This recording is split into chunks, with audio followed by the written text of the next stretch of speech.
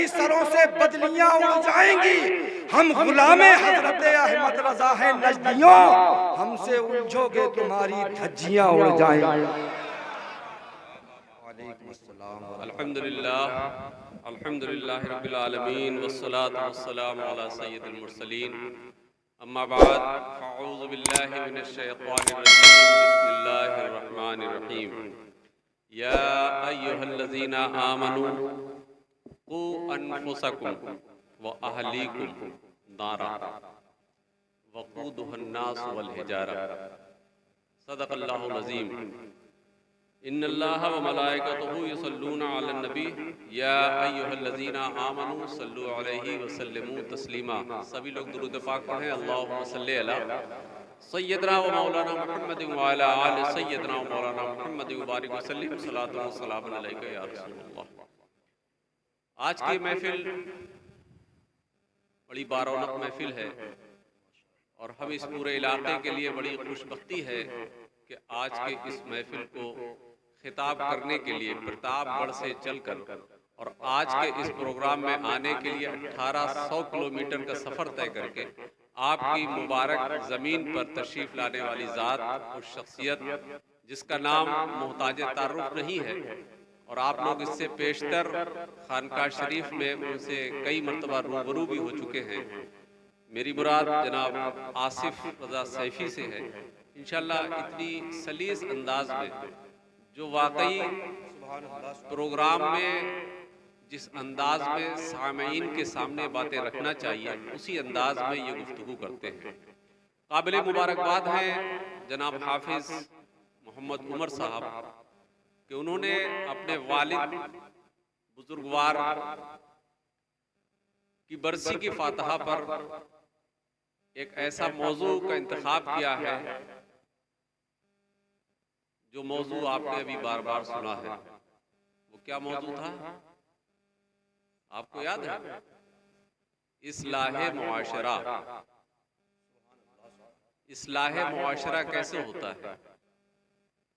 इस्लाहे मुआशरा के तहत हमने अभी आपके सामने एक आयत करीमा पढ़ने का शर्त किया, या अय्युहल्लज़ीना आमनू क़ू अनफुसकुम व अहलीकुम नारा वक़ूदुहन नास वल हिजारा। ऐ मोमिनो, ऐ मुसलमानों, अपनी जान को और अपने घर वालों को उस आग से बचाओ जिसका ईंधन इंसान और पत्थर है। अगर हमने अपने मुआशरे को बेहतरी की तरफ ले जाने की कोशिश नहीं की तो आने वाला वक्त बहुत ही खतरनाक नजर आ रहा है।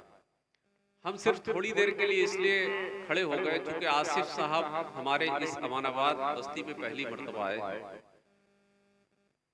तो हम अमानाबाद का तारुफ थोड़ा से आसिफ भाई के जहन में तक पहुंचाना चाहते हैं ताकि इनको ये पता चले कि यहाँ पर हमको गुफ्तगू कैसी करनी है।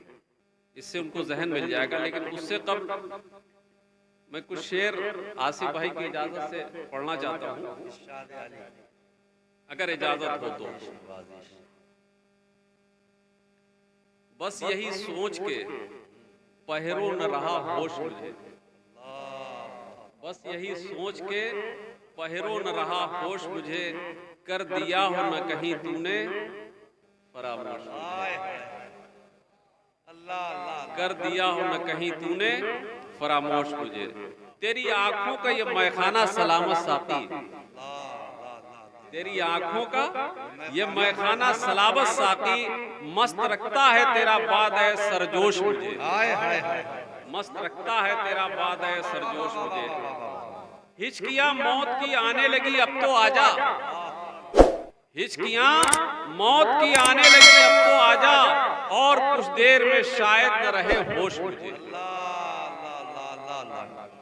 कब कर रुसवा मेरे आमाल, कब कर रुसवा मेरे आमाल मुझे कर देते, कब कर रुसवा मेरे आमाल मुझे कर देते, कब कर रुसवा मेरे आमाल मुझे कर देते। मेरी किस्मत के मिला तुझ सा खता पोश मुझे, ये मेरी किस्मत, ये मेरी किस्मत कि मुझे मिला मुझे खतापोश, मेरी किस्मत कि मिला तुझसा खतापोश मुझे। बहरहाल बहुत तवील कलाम है, दो एक शेर छोड़ के हम आगे बढ़ते हैं। एक दो जाम से नियत मेरी भर जाती थी, एक दो जाम से नियत मेरी भर जाती थी, एक दो दफे बात करके नियत मेरी भर जाती थी। एक दो जाम से नियत मेरी भर जाती तेरी, तेरी आंखों ने बनाया बला नोश मुझे। मकानों में घूम के चली जाएगी, रोड के उस तरफ वाले में रोड पर उसके आने की जरूरत नहीं रहेगी। ये शान थी। और जनाब हाफिज अब्दुल रहीम साहब इस मौजे में हुए हैं। उनकी एक बात आपको बताएं, जिम्मेदार थे। जब उनकी जिम्मेदारी में गल्ला आया करता था तो उनके घर में जब गल्ला लाया जाता था तो पहले वो अपने लोगों को लगाकर उस गल्ले को, उस नाच को धुलवाते थे। जब वो धोने के बाद फिर जब सूख जाता था तब घर में वो चक्की से आटा पीसा जाता था, फिर वो आटा इस्तेमाल किया जाता था। उनकी फिक्र ये होती थी कि पता नहीं ये नाच किन किन हाथों से होकर आया है और हम इसको बगैर पाक किए खा लेंगे तो हमारे अंदर की रूहानियत मुतासिर हो जाएगी। ये तकवा था यहाँ के लोगों का। आज मॉडर्न जमाना है और आज हर आदमी अपने को वो समझता है कि हम बहुत तरक्की पजीर हो गए हैं कि हम जितना मॉडर्नाइज हो जाएंगे। लेकिन याद रखना, अल्लाह ताला कभी कभी आजमाइश भी ले लेता है।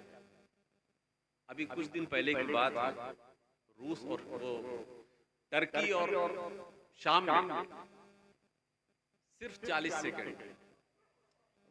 सेकंड पहले की दुनिया क्या थी और 40 सेकंड के बाद की दुनिया क्या हो गई। 40 सेकंड पहले जहां आलीशान मकान बने हुए थे, जहां मल्टी स्टोरी बिल्डिंग्स बनी हुई थी, जिनके घर, जिनके फ्लैट बड़े आलीशान थे, बहुत अच्छी लाइटिंग थी, उसमें सारी सहूलियत की चीजें रखी हुई थी, लोग अपने आराम से उस घर में रह रहे थे। और 40 सेकंड में वो जो जलजला आया, उस जलजले ने मल्टी स्टोरी बिल्डिंग जहां पर बनी हुई थी वहां खंडर की शक्ल बना दी। इसलिए है मेरे मुसलमान भाइयों, अपने मुआशरे में फैली हुई बुराइयों को रोको। अगर नहीं रोकोगे तो जाहिर है एक दिन हम और आप भी उसी तबाही के शिकार हो जाएंगे। सिर्फ एक बादशाह का वाक़या अर्ज करके मैं अपनी गुफ्तगू को खत्म करता हूं कि देखिए कैसे मुसलमानों ने कैसे अपने मुआशरे को साफ रखने की कोशिश की, कैसे अपने मुआशरे को पाक रखने की कोशिश करी। मैं बात यहां से शुरू करता हूं। एक बादशाह थे, उनकी ये आदत थी कि वो अपने वजीर के साथ अपने शहर में गश्त किया करते थे, अपने इलाके में गश्त किया करते थे। एक दिन वो अपने वजीर के साथ में इलाके की गश्त पर निकले, रास्ते में देखा कि कोई शख्स पड़ा हुआ है। जाकर वजीर ने और बादशाह ने उसको चेक किया तो पता चला कि उसका इंतकाल हो गया है। अब वो बादशाह वजीर कहने लगा कि इस बस्ती के लोग कैसे हैं कि एक शख्स इंतकाल कर गया और लोग उसके जनाजे को, उसकी मट्टी को उठाने नहीं आ रहे हैं। वजीर ने कहा कि भाइयों इधर आओ, लग रहा है कोई शख्स यहाँ खत्म हो गया है, इंतकाल कर गया है और तुम लोग उसको उठाने भी नहीं आ रहे हो। बस्ती वालों ने कहा कि आप बाहर के लग रहे हैं, आप मुसाफिर मालूम हो रहे हैं, आप हमारी बस्ती के नहीं हैं। ये हमारी बस्ती का सबसे ज्यादा गुनहगार, सबसे ज्यादा बदकार इंसान था, इसलिए हम इसकी लाश को, हम इसके जनाजे को हाथ नहीं लगाएंगे। बादशाह वक्त ने कहा कि कुछ भी था, लेकिन अल्लाह को मानने वाला था, रसूलुल्लाह का उम्मती तो है, लिहाजा आप लोगों को चाहिए कि इसके जनाजे को उठाकर इसके घर पहुंचा दिया जाए। प्यारे इस्लामी भाइयों, लोगों ने उठकर उसके जनाजे को उठाया और उठाकर उसके घर पहुंचाया। जैसे ही उसका जनाजा घर के अंदर लेकर दाखिल हुए, बादशाह भी साथ में, वजीर भी साथ में। और से सुनिएगा मेरी बात, इसी वाक़े में हम इस्लाह मुआशरे का पूरा मैसेज दिए दे रहे हैं। सब लोग घर के अंदर दाखिल हुए। उस मरहूम इंसान की ज़ौजा ने, उसकी बीवी ने जैसे ही देखा कि उसके शौहर का जनाजा आ रहा है, वो रोने लगी और रोते रोते कहने लगी कि अल्लाह की कसम, मैं गवाही देती हूँ कि तुम वाकई अल्लाह के वली हो। इसको कोई नहीं जानता, लेकिन मैं जानती हूँ, और मैं तुम्हारी तक़वे और तुम्हारी परहेज़गारी का मैं ज़ामिन हूँ। मैं उसकी गवाही देती हूँ कि तुम अल्लाह के वली हो। लोग उसके जनाजे को रखकर चले गए। बादशाह और वजीर ये सुन के बड़ा मुताज्जिब हुए, उन्हें बड़ा ताज्जुब हुआ, ये क्या मामला है?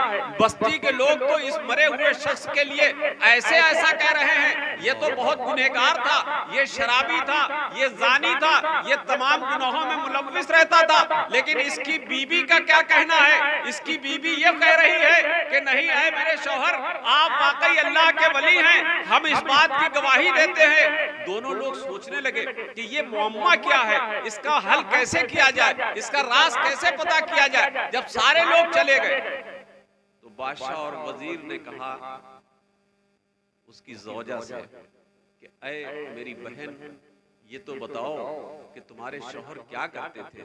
तुम कहती हो कि मैं गवाही देती हूँ कि अल्लाह के वली हैं, बस्ती वाले कहते हैं कि ये बहुत बड़ा जानी है, बहुत बड़ा शराबी है। वो नेक खातून बोली, ऐ मेरे अजीज, हम आपको नहीं जानते हैं, लेकिन बस्ती वाले जो कह रहे हैं, मुझे उनसे यही उम्मीद थी। मैं अपने शौहर को समझाती थी कि कल तुम्हारा जब इंतकाल हो जाएगा तो तुम्हारी बस्ती के लोग तुम्हारे जनाजे को हाथ नहीं लगाएंगे।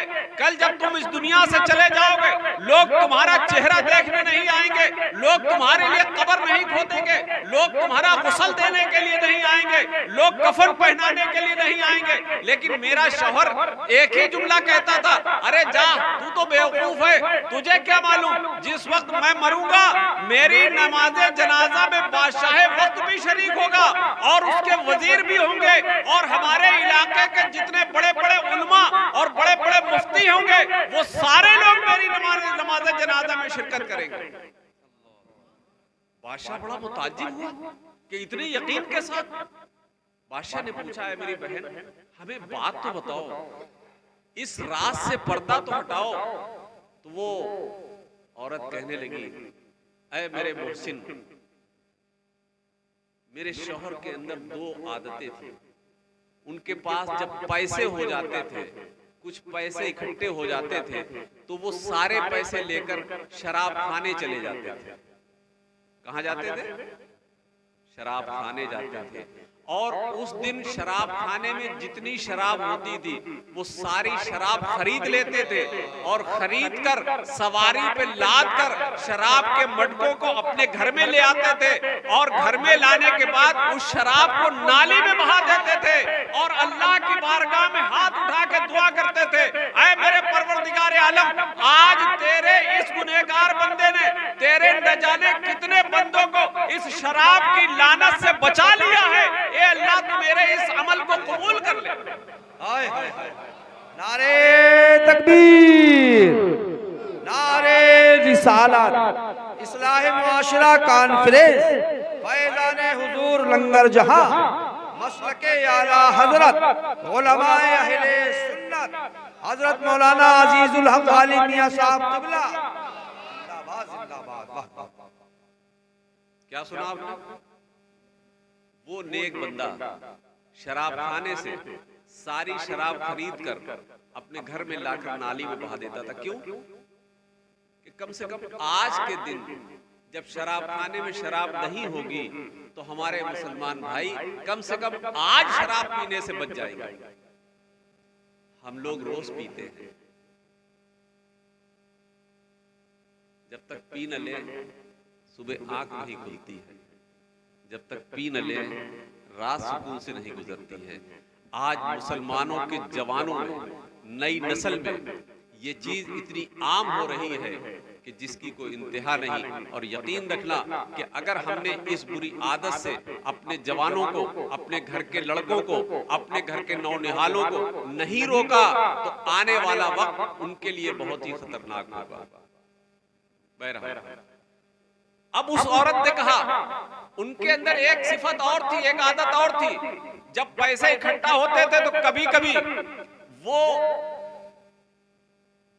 हराम काम जहां पे होते थे, औरतें जहां के ऊपर हरामकारी कराती थी, उस मोहल्ले में जाते थे और एक औरत के दरवाजे पर दस्तक देते थे।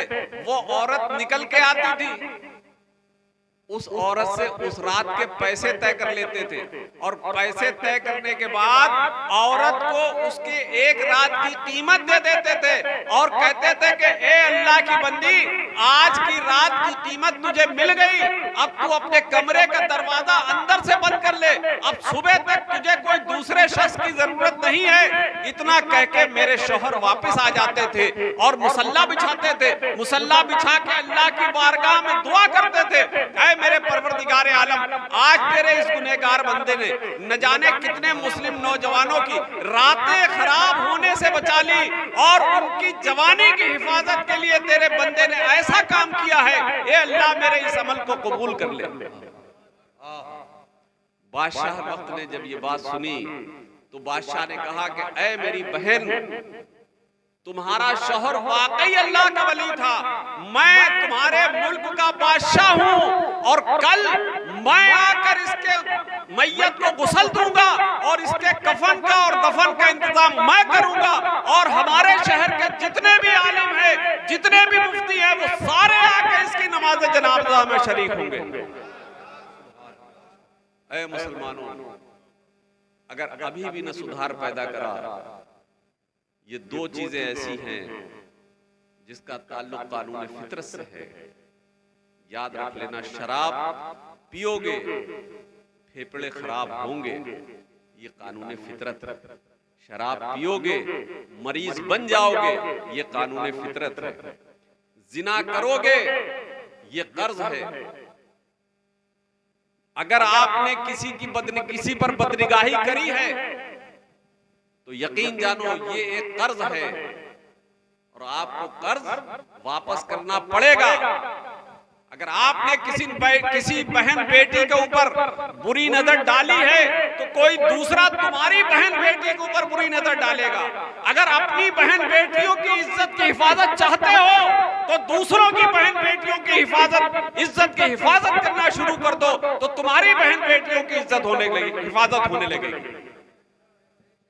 इसलिए मुसलमानों ये यकीन रखना, ये मत समझ लेना कि हमने जो किया है उसे कोई नहीं देखता है, हम जो कर रहे हैं उसे कोई नहीं देखता है, हम जो बुराइयां करते हैं हम इतनी छुपके करते हैं, कोई देखने वाला नहीं है। मेरे प्यारे इस्लामी भाइयों, आप बताइए, अगर आपके सामने एक कैमरा लगा हो, सीसीटीवी का कैमरा लगा हो, क्या आप वहां कोई बुरी हरकत देंगे? क्या आप वहां कोई ऐसा काम करेंगे जो आपके माँ बाप को बुरा लगे? आप कोई ऐसा काम करेंगे जिससे समाज में, मुआशरे में आपकी बदनामी हो जाए? हरगिज नहीं करेंगे। आप सोचिए, जब एक सीसीटीवी कैमरे इतना आपके अंदर खौफ पैदा कर दिया तो ऐ मुसलमानों, तुम भूल गए एक वो कैमरा है जिसके सामने सारी दुनिया की एक्टिविटी रिकॉर्ड होती है। हम तारीक अंधेरे में गुनाह करेंगे, हम तन्हाई में गुनाह करेंगे, हम रजाई ओढ़ के गुनाह करेंगे, हम बिल्कुल सन्नाटे में जाके गुनाह करेंगे, कोई देखे ना देखे, लेकिन मेरा रब देख रहा है, मेरा रब देख रहा है। सूरह फातिहा में हम पढ़ते हैं मालिक यौमिद्दीन, आखिरत के दिन का मालिक कौन होगा? आखिरत के दिन का मालिक मेरा परवरदिगार आलम होगा। और वहां इस्लामी भाइयों याद रखना, हमने जो कुछ भी दुनिया में किया है, अच्छा या बुरा, वो सब हमारे सामने आ जाएगा। फमन यामल मिस्काल ज़र्रतिन खैरन यरा वमन यामल मिस्काल ज़र्रतिन शर्रन यरा। जर्रा बराबर जो नेकी होगी वो भी तुम्हारे सामने आएगी और जर्रा बराबर जो बदी करोगे वो भी तुम्हारे सामने आएगी। यकीन जानो मुसलमानों, आज का पैगाम सिर्फ इतना ही। गुफ्तगू करने के लिए तो बहुत कुछ है, लेकिन बस आखिरी मैसेज ये है, मुसलमानों नमाज पढ़ना शुरू कर दो, नमाज पढ़ना शुरू कर दो।